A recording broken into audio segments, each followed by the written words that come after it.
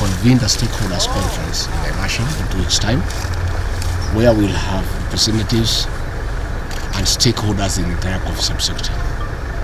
That stakeholder conference will have all governors from coffee growing counties, all senators, all women rep, and all members of parliament. In addition, we'll have the minister, the cabinet secretary for agriculture and livestock development, the cabinet secretary for trade, the cabinet secretary for cooperatives. On top of that, we'll have people from the coffee exchange, we'll have people from the coffee directorate, and we'll have farmers as well. The purpose of that stakeholders conference is to agree, it's a 3-day conference, is to agree what needs to be done, so that once we have agreed on the reforms, the members of the National Assembly and the Senate President will take it up from there, so that they can create the necessary regulations and institute legislative changes that will make sure that the coffee farmer is able to market his coffee directly. We are going to have regulations that will cushion the coffee farmer from exploitation by middlemen. Therefore, I want to assure our farmers across the country that the responsibility was given by President William Ruto are on course. We have done everything that needed to be done, and all we are waiting for now, we know the issues, but we want a stakeholder conference so that all of us can agree on the necessary reforms that are required. And that is why we have called the members of the National Assembly, members of the Senate, the county governors, so that we all agree that what needs to be done, because we must restore this industry. We must restore the glory of the coffee farm. I personally was educated with proceeds from coffee. In the 70s and the 80s, this crop was the real thing.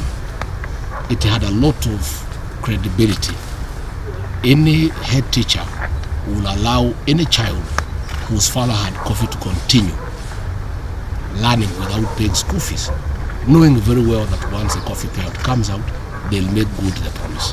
That is no longer the case, and therefore I am well sized of the responsibility given to me by the President, and I'll do what it takes to make sure that in another 1 year or so, we not only get the prices right, that will immediately necessitate good production. Because once the coffee farmers are well paid, they will be able to put more manure on their coffee and will be able to increase productivity.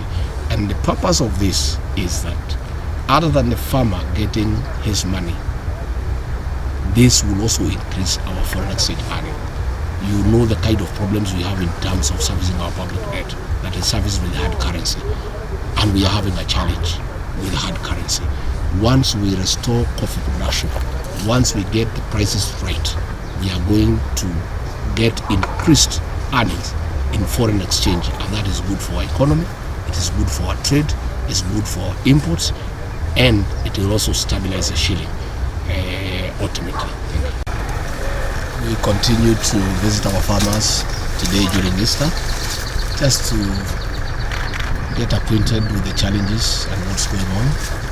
As you are aware, the President has tasked me to steer coffee reforms for the purpose of restoring the glory of the coffee subsector, which used to be #1 foreign exchange earner, that has been overtaken by tourism, by tea, and by the diaspora people. And in our efforts to restore this coffee subsector, we are visiting farmers just to get to understand what ails the sector. And there is less production because farmers are not motivated, because of poor prices, because of exploitation by cartels. There are too many middlemen between the coffee grower and the coffee consumer. And that is the work that I have to do to